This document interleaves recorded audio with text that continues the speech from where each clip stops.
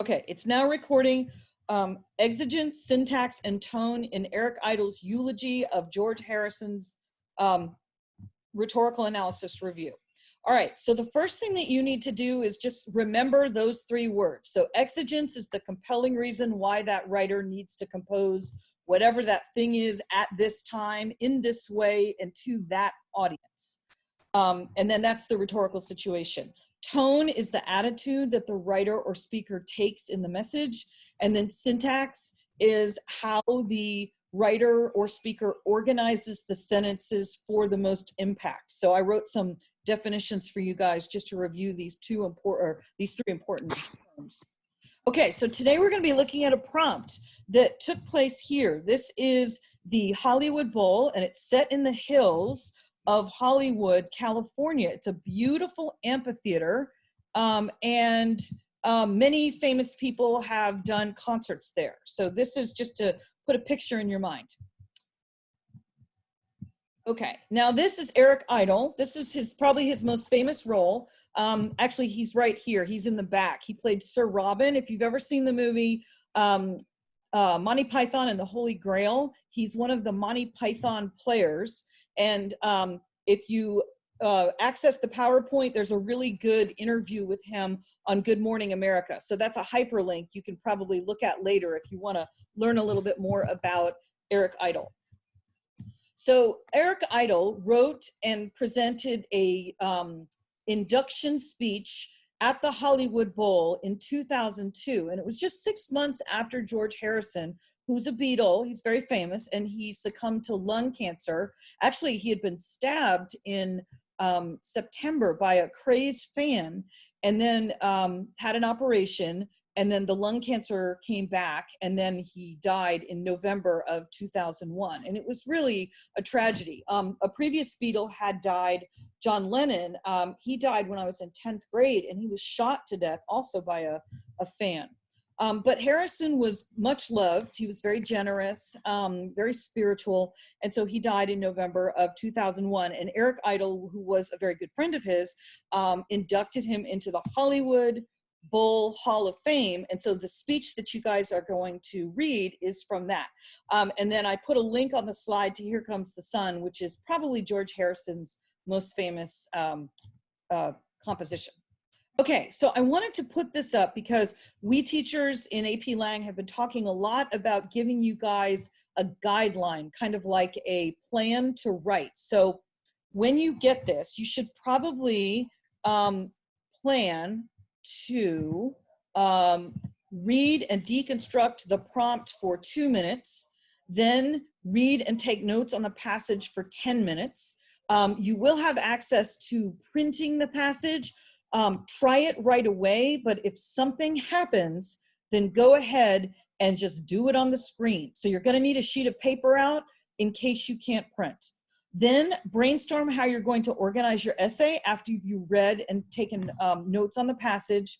Write your essay for about 20 minutes, revise and spell check the essay. They actually are giving you access to a spell checker, but only do that in 5 minutes.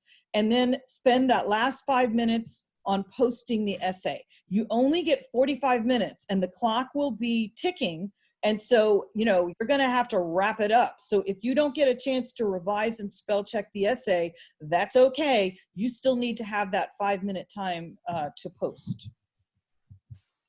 Okay, next. All right, so one thing that some of the people on my AP Language Facebook account have said is that their students are criticizing the writing. Don't do that.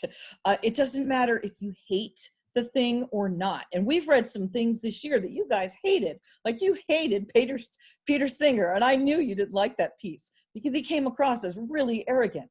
Okay, you need to set that aside and accept the fact that whatever prompt is thrown at you, that's the prompt. So critique the writing, don't critique the writer. Just a piece of advice for you. Okay, this is the stable language that all prompts are going to use. So it's always going to be background on the rhetorical situation.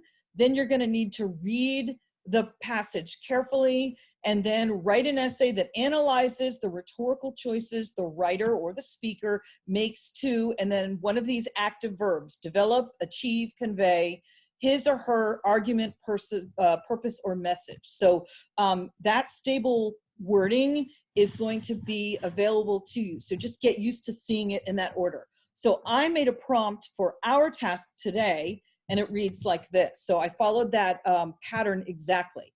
So in 2002, comedian Eric Idle gave a speech to accept a Lifetime Achievement Award on behalf of the late Beatle George Harrison. Okay, that's your context. Read the passage carefully. Write an essay that analyzes the rhetorical choices that Idle makes to convey his message about George Harrison's life. Okay, so I followed that pattern exactly, and this is the prompt that I came up with. Everybody good?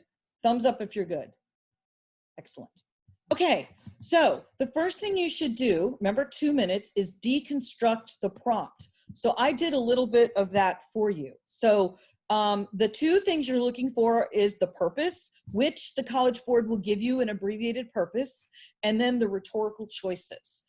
You can always go with the persuasive appeal, so ethos, logos, pathos. That's always a good way to look for rhetorical choices. But you can also look for other things like imagery and metaphor and repetition and tone and exigence and all kinds of things like that. So, you know, you're not stuck with the rhetorical persuasive devices, but, you know, have like a wheelhouse, and I will be giving you a list of things to look for. But again, don't shoot at it like it's a BB gun. You know, just pick some things and start writing. Okay, now when you write your thesis, you need to make sure, is it defensible and do you have a claim? Remember, the points for the thesis, this is called low-bearing fruit. Basically, everybody gets the thesis point if they have a thesis and if it's defensible. Now, I wrote a closed and an open thesis for you. Either one is okay. A closed thesis will actually list the rhetorical devices that you want to use, right? Now, the advantage of using a closed thesis is it will keep you organized because you'll know what you're going to write in your body paragraphs, right? So it keeps you organized. The advantage of writing an open thesis is that it flows more naturally, and your rhetorical devices will just be in your body paragraphs, but either is fine. Don't get stuck on one or the other. All right, here's my two examples of a closed thesis and an open thesis. Either one of these would work, and if you're going to do the practice essay, feel free to use one of these, or you can write your own thesis. Okay, so here's your task for today. And I'm going to stay on and answer a few questions, but if you want to get started on this, you can. So I would print that SpaceCat graphic organizer and have a blank one available on the day of the test, or have one right now. You don't have to fill the whole thing in, and no one's going to collect it. But I really like it because it sort of does a complete and comprehensive analysis of a prompt.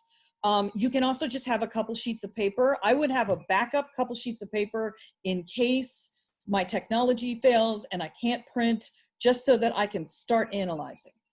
All right, deconstruct that prompt, and that's on slide 9 for 2 minutes. So take a look at it, set your phone for 2 minutes so that you remember how long is 2 minutes. It goes by quickly. And don't spend more than 2 minutes because you always know they're gonna ask you purpose and rhetorical choices. So that's what you're reading for.